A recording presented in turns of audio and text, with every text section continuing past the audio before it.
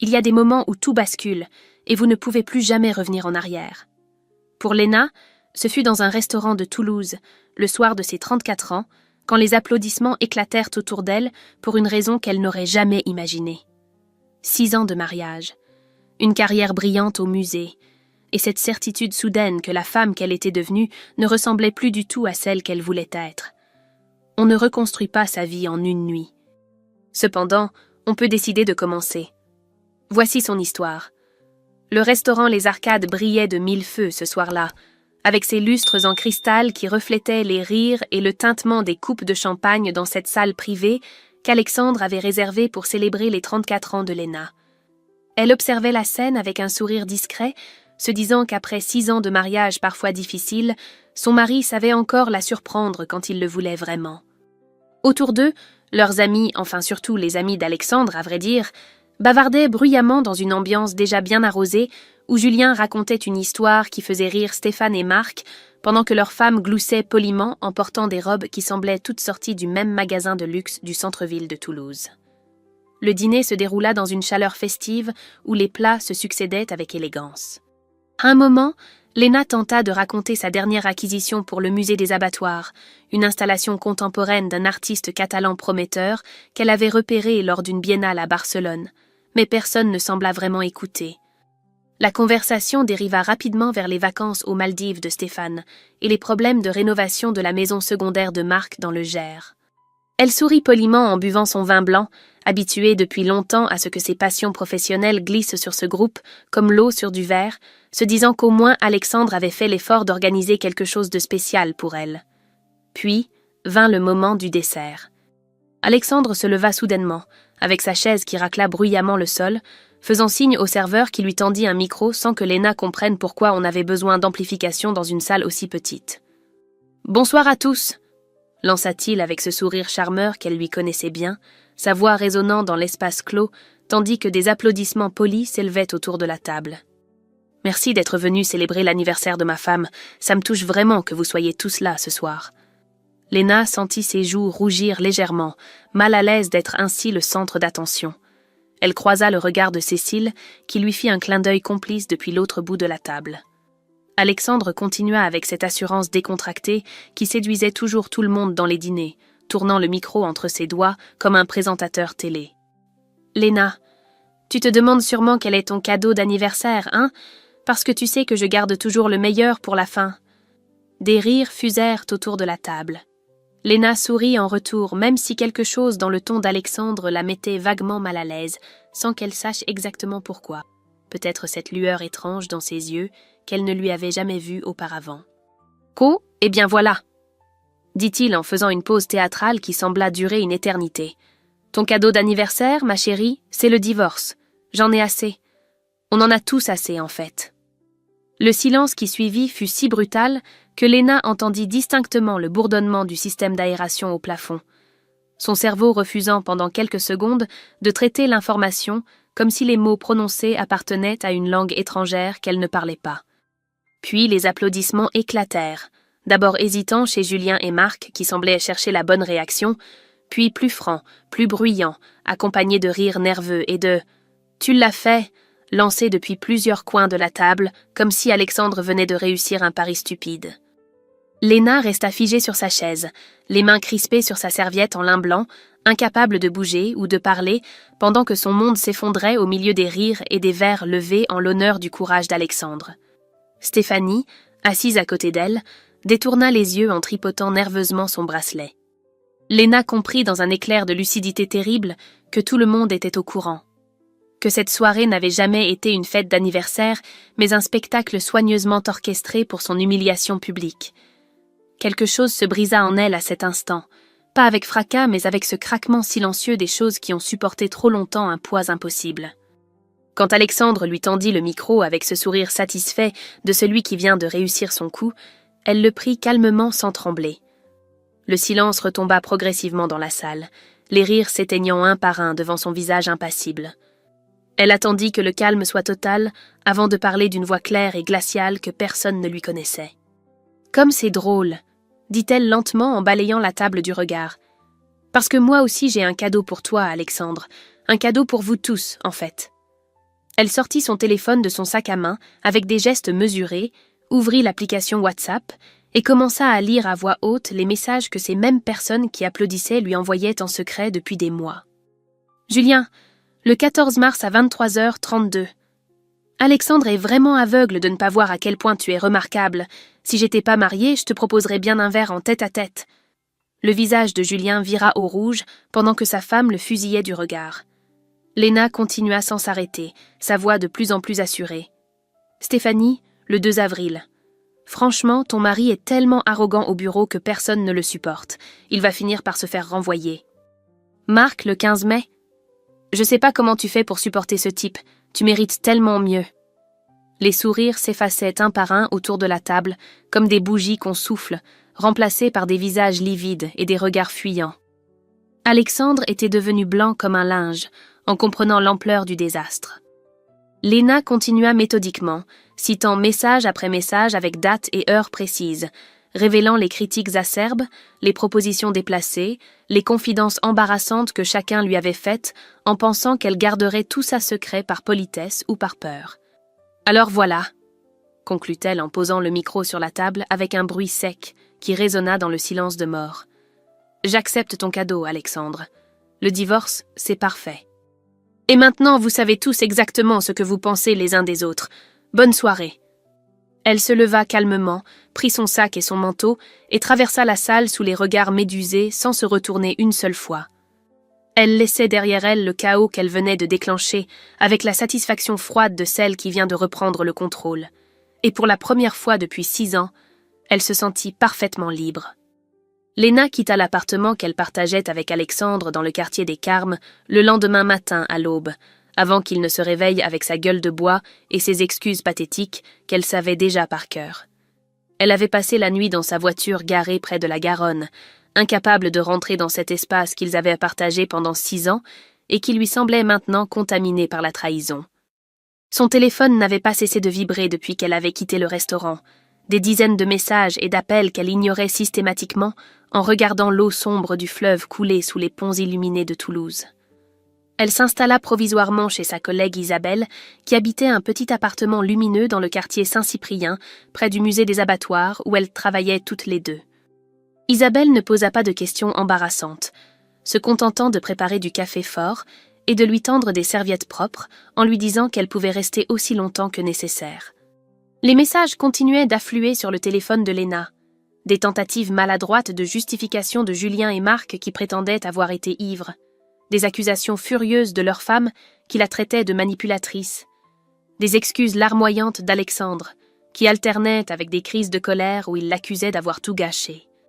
Au musée, Léna se jeta dans son travail avec une intensité qui surprit même sa directrice, passant des heures à organiser l'exposition Rupture qu'elle préparait depuis des mois sur les artistes contemporains qui avaient transformé leur traumatisme personnel en œuvres puissantes.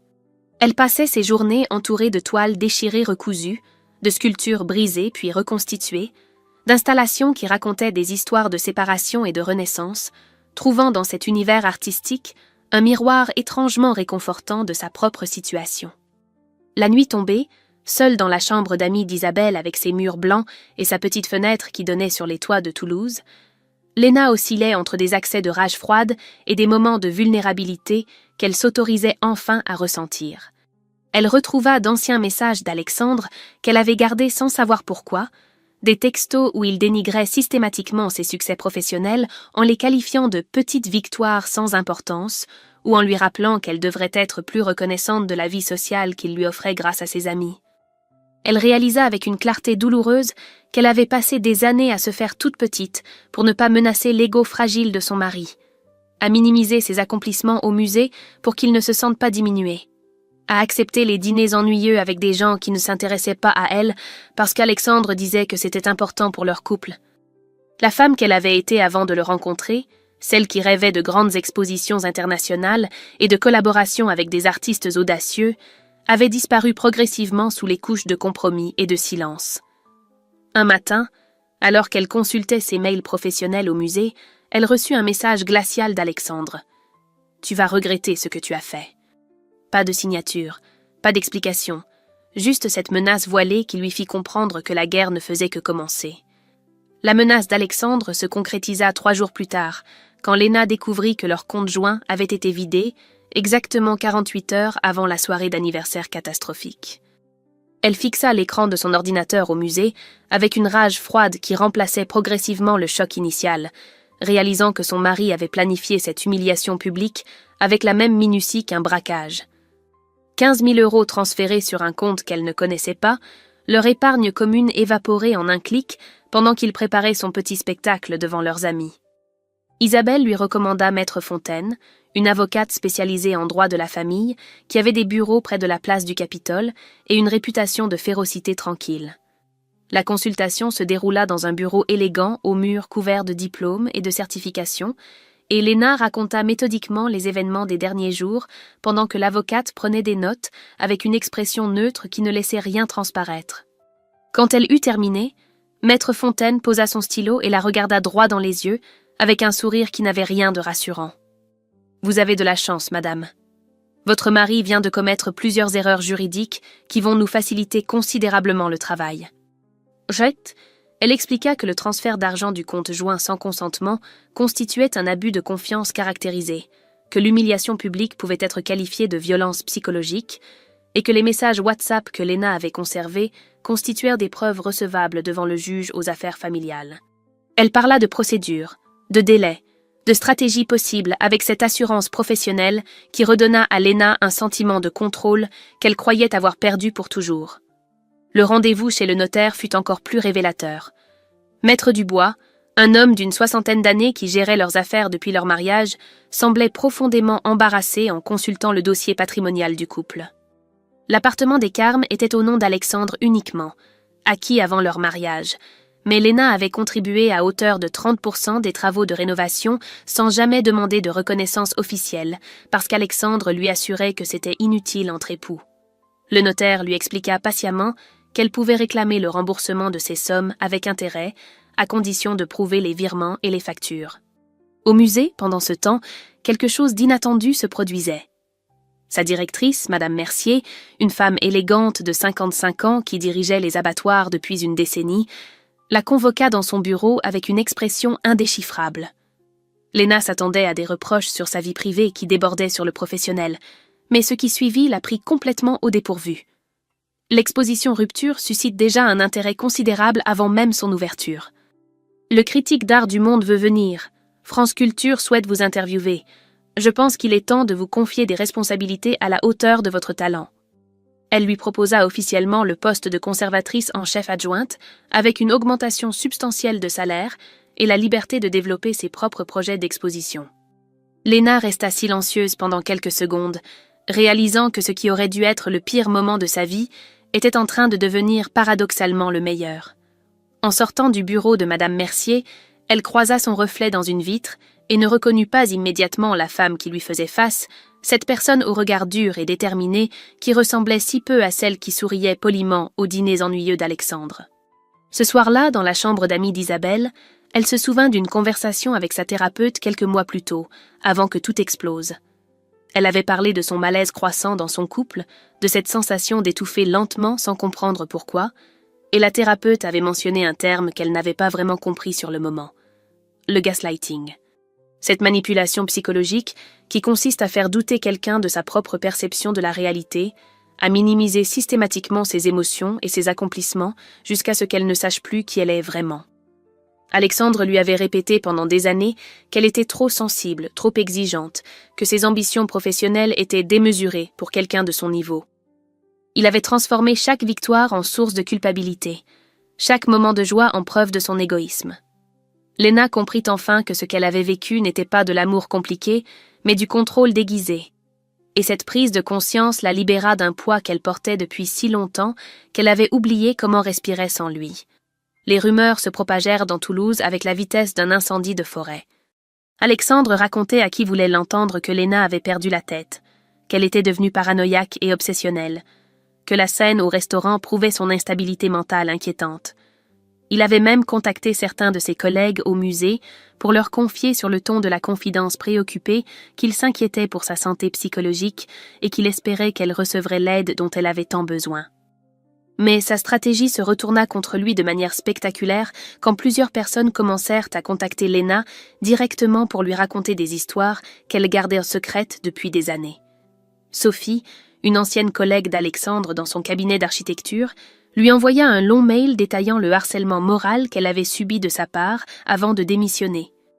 Thomas, un ami d'université qu'ils avaient perdu de vue, lui téléphona pour lui dire qu'Alexandre lui devait 3 000 € depuis 4 ans et qu'il avait abandonné tout espoir de les récupérer.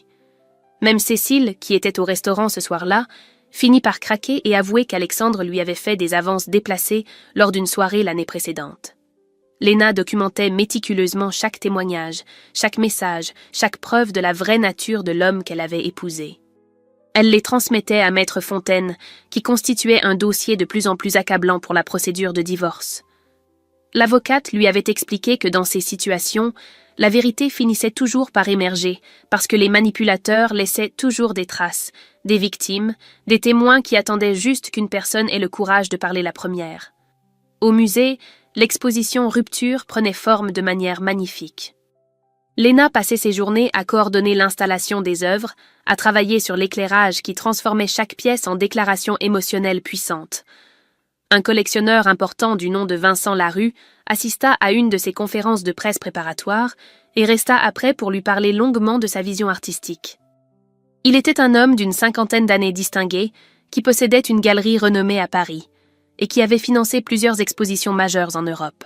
« Votre approche est remarquable », lui dit-il en observant une installation de Marie Bourget qui représentait un cœur en verre brisé puis reconstruit avec des fils d'or.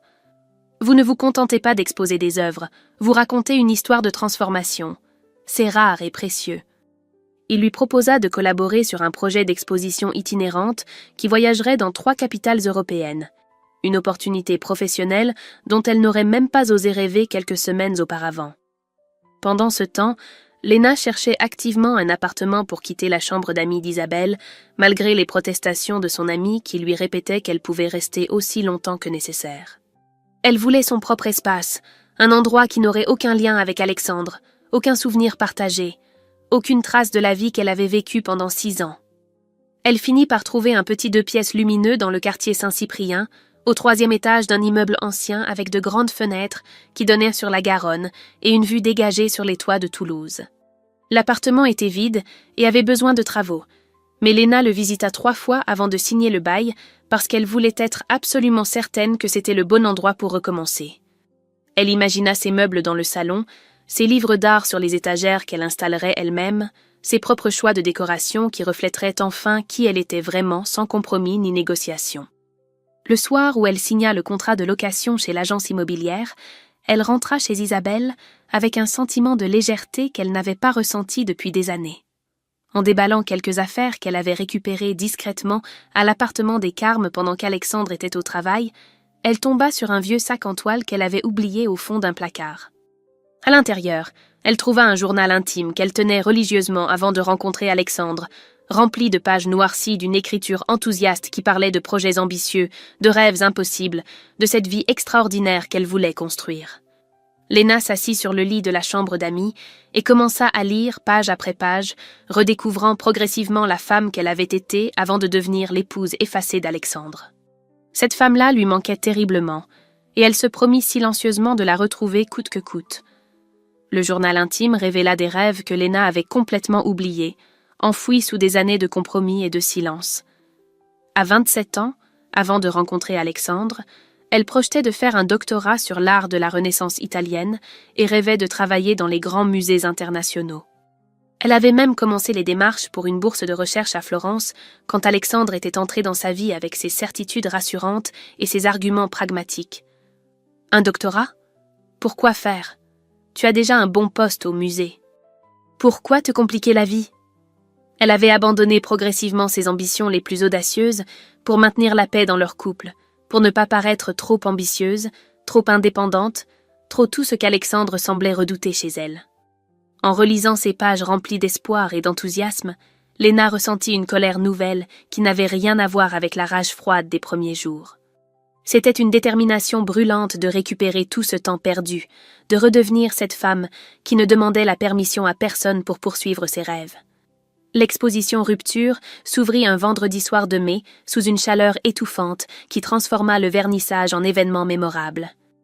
Plus de 300 personnes se pressaient dans les salles du musée des abattoirs, critiques d'art parisiens, collectionneurs internationaux, journalistes culturels et simples amateurs d'art contemporain attirés par le buzz médiatique que l'exposition avait généré. Léna portait une robe noire simple qu'elle avait achetée spécialement pour l'occasion, ses cheveux relevés en un chignon élégant, et elle rayonnait d'une confiance qu'elle ne se connaissait pas. Les critiques furent unanimement élogieuses. Le Monde publia un article qui qualifiait son travail de « révélateur et cathartique, une exploration sensible de la douleur transformée en beauté ». France Culture l'interviewa longuement sur sa vision curatoriale et sa capacité à créer un dialogue émotionnel entre les œuvres et le public. Libération mentionna son nom comme l'une des conservatrices les plus prometteuses de sa génération. Léna lisait ses articles dans son nouvel appartement, encore à moitié vide avec un sentiment d'irréalité, se demandant si tout cela était vraiment en train de lui arriver. Vincent Larue revint plusieurs fois voir l'exposition et leurs conversations professionnelles commencèrent à dériver naturellement vers quelque chose de plus personnel. Il l'invita à dîner dans un petit restaurant du quartier Saint-Cyprien qui servait une cuisine du Sud-Ouest authentique et raffinée. Ils parlèrent d'art pendant des heures, de leurs artistes préférés, de leurs visions respectives de ce que devait être une exposition réussie, et Léna réalisa avec surprise qu'elle pouvait être elle-même sans calculer chaque mot, sans craindre le jugement ou la critique. Vincent ne ressemblait en rien à Alexandre. Il écoutait vraiment quand elle parlait, posait des questions intelligentes sur son travail, admirait ouvertement son expertise sans se sentir menacé par sa compétence.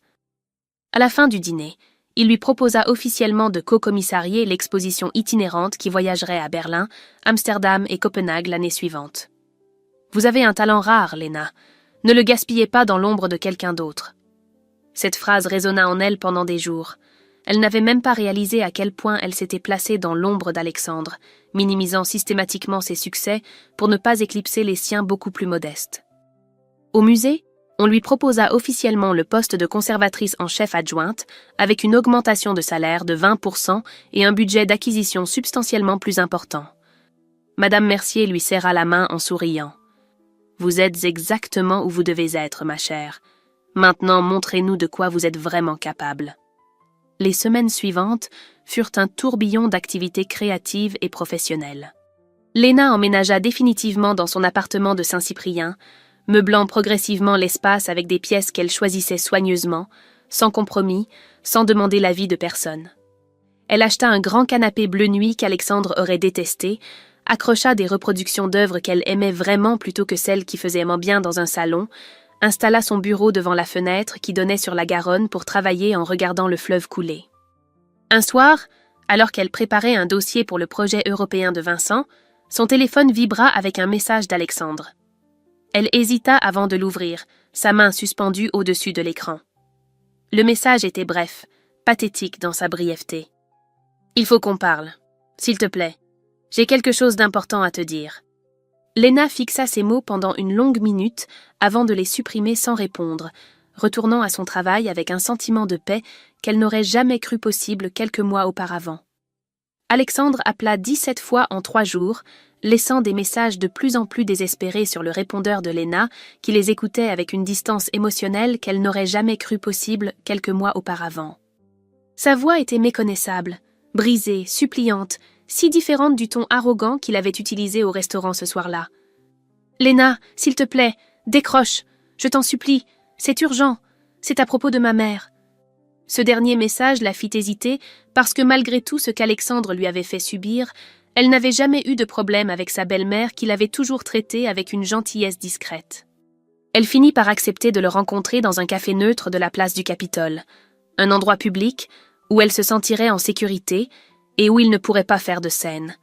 Alexandre arriva avec 20 minutes de retard, amaigri et mal rasé, portant un jean froissé et un pull qui semblait avoir été enfilé à la hâte. Léna le reconnut à peine quand il s'assit en face d'elle avec des gestes maladroits qui trahissaient son malaise. Il commanda un café qu'il ne but pas, fixant la tasse comme si elle contenait les réponses à toutes ses questions. « Merci d'être venu, » dit-il finalement d'une voix rauque. « Je sais que tu n'avais aucune raison de venir, mais c'est important. Ma mère est gravement malade. Cancer du pancréas, stade 4.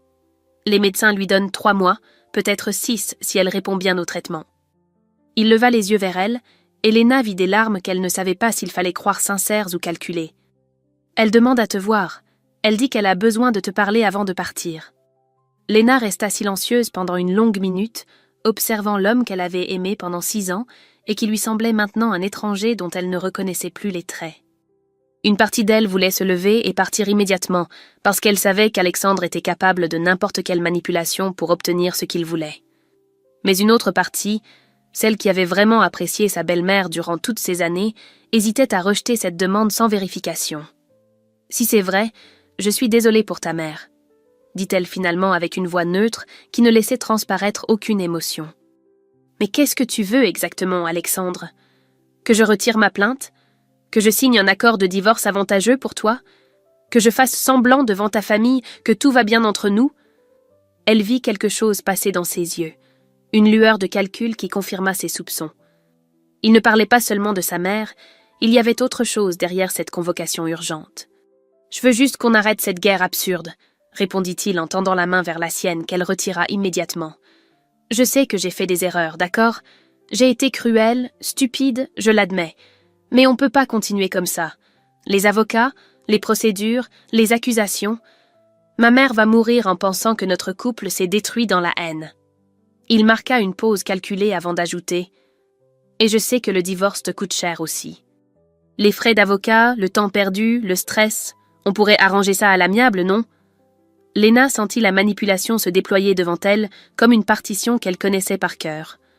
Alexandre utilisait la maladie de sa mère comme levier émotionnel tout en essayant de la convaincre que poursuivre la procédure lui nuisait autant qu'à lui.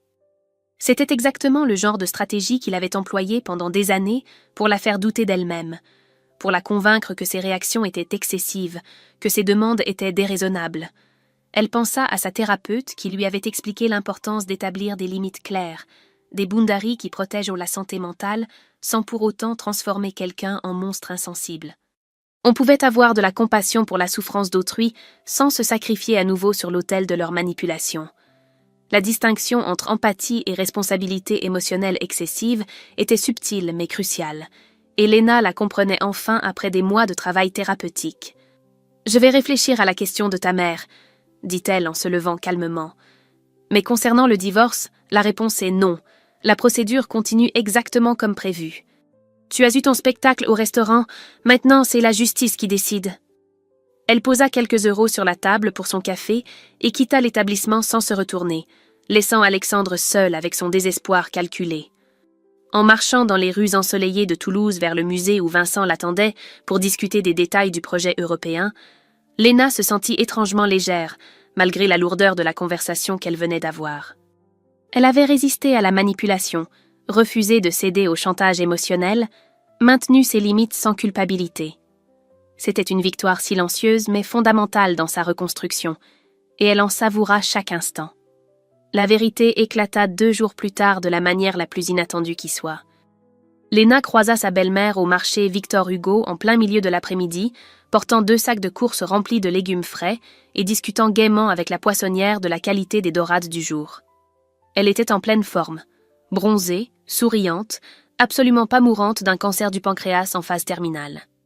Léna resta figée entre les étals de fromage et de charcuterie, observant cette scène qui pulvérisait complètement le mensonge pathétique qu'Alexandre lui avait servi au café.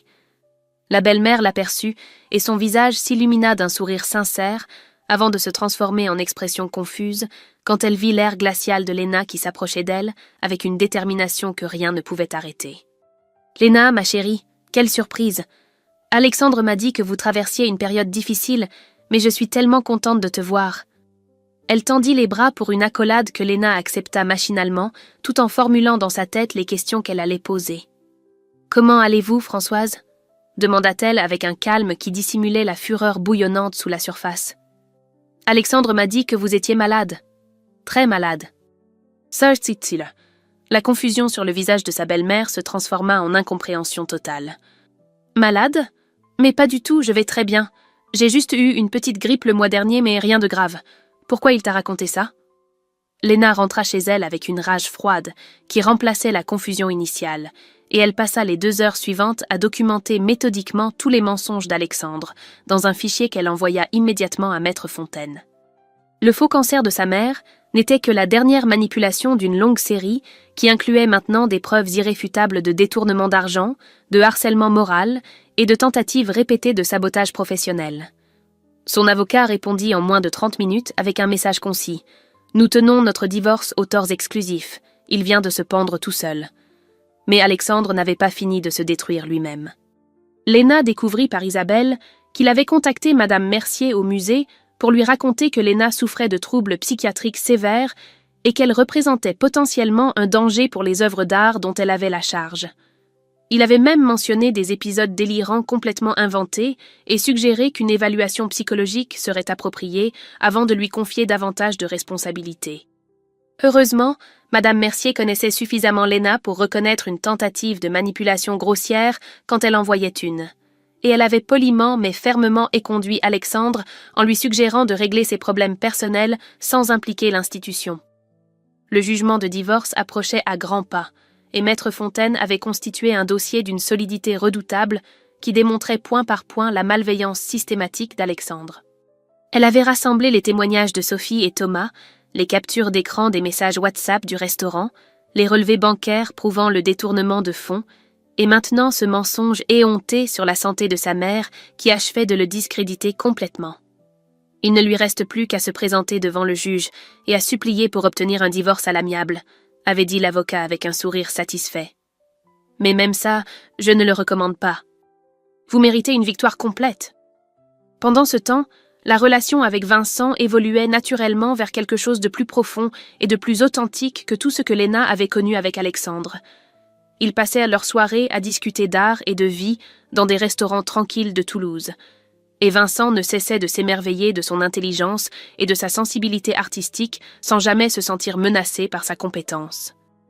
Il l'invita à Paris pour rencontrer les directeurs du musée de Berlin qui souhaitaient discuter personnellement du projet d'exposition itinérante, et le voyage se transforma en week-end mémorable où ils visitèrent des galeries, dînèrent dans des bistrots cachés et parlèrent jusqu'à l'aube de leurs rêves respectifs. Le contraste entre sa vie actuelle florissante et le cauchemar qu'avait été son mariage devenait chaque jour plus éclatant. Léna réalisait qu'elle n'avait plus besoin de la validation d'Alexandre ou de quiconque pour se sentir entière et précieuse. Elle s'était reconstruite entièrement par elle-même, pierre par pierre, choix par choix, et la femme qui émergeait de ces décombres était infiniment plus forte et plus libre que celle qui avait accepté passivement 6 ans d'humiliation quotidienne. Un soir, alors qu'elle préparait ses notes pour l'audience de divorce prévue dans 2 semaines, elle reçut un dernier message désespéré d'Alexandre. « S'il te plaît, ne fais pas ça. Tu vas détruire ma vie. » Elle le lut sans émotion particulière, le supprima, et retourna à son travail avec la certitude absolue qu'elle faisait exactement ce qu'il fallait faire. L'audience devant le juge aux affaires familiales se déroula un mardi matin de juin dans une salle austère du tribunal de grande instance de Toulouse où la lumière filtrait à travers des fenêtres hautes et poussiéreuses. Léna portait un tailleur sobre de couleur grise qu'elle avait choisi spécifiquement pour projeter une image de sérieux et de professionnalisme, ses cheveux attachés en chignon strict, aucun bijou superflu. À côté d'elle, Maître Fontaine organisait méthodiquement ses dossiers sur la table. Avec cette assurance tranquille qui caractérisait les avocats qui savent qu'ils ont déjà gagné avant même que la séance commence. Alexandre arriva avec 15 minutes de retard, accompagné d'un avocat qu'il avait manifestement recruté à la dernière minute, et qui semblait découvrir les détails du dossier en feuilletant nerveusement des pages mal organisées. Il évita soigneusement le regard de Léna en s'installant de l'autre côté de la salle, les épaules voûtées, le teint grisâtre de quelqu'un qui n'a pas dormi depuis des semaines.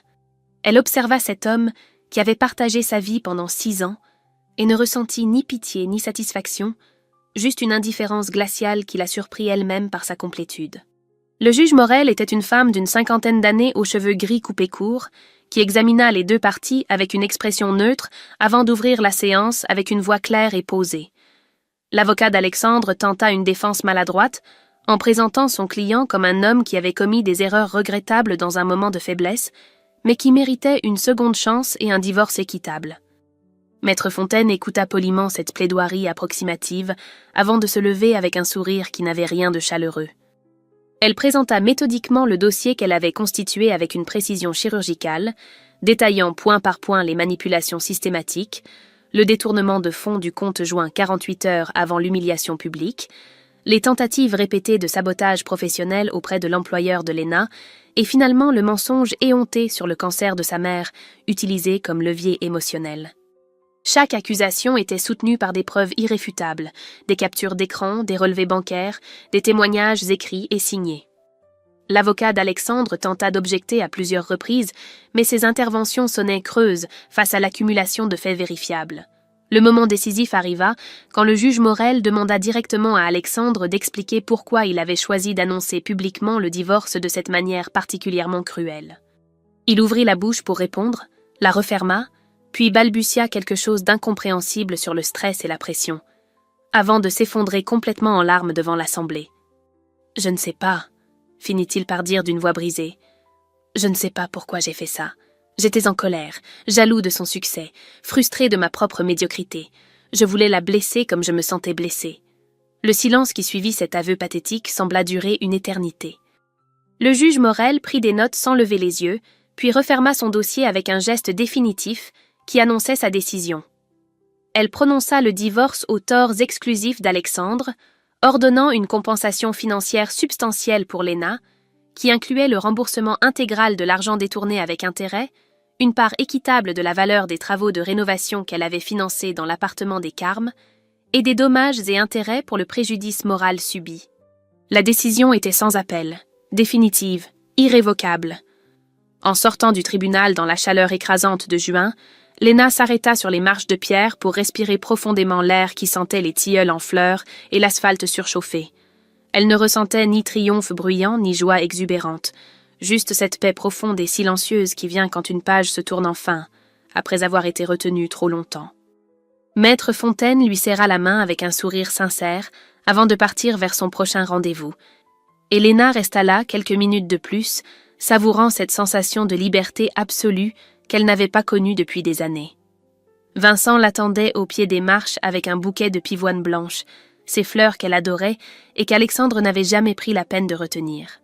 Il ne dit rien, se contentant de lui offrir les fleurs et son bras, et ils marchèrent ensemble vers la Garonne en silence, laissant derrière eux le palais de justice et tout ce qu'il représentait. 6 mois après le jugement, Léna fut nommée conservatrice en chef du musée des abattoirs, devenant à 35 ans la plus jeune personne à occuper ce poste dans l'histoire de l'institution. La cérémonie d'investiture se déroula dans la grande salle du musée, entourée des œuvres qu'elle aimait tant, devant un parterre de personnalités culturelles venues de toute la France pour célébrer cette nomination méritée. Madame Mercier prononça un discours émouvant où elle évoqua le talent exceptionnel de Léna, sa vision artistique audacieuse, et cette capacité rare de transformer la douleur en beauté qui caractérisait son travail curatorial. L'exposition Rupture terminait sa tournée européenne avec un succès phénoménal qui dépassait toutes les prévisions initiales. Berlin, Amsterdam et Copenhague avaient accueilli des dizaines de milliers de visiteurs, et les critiques internationaux saluaient unanimement l'approche novatrice de Léna, qui avait su créer un dialogue universel autour des thèmes de la séparation et de la reconstruction.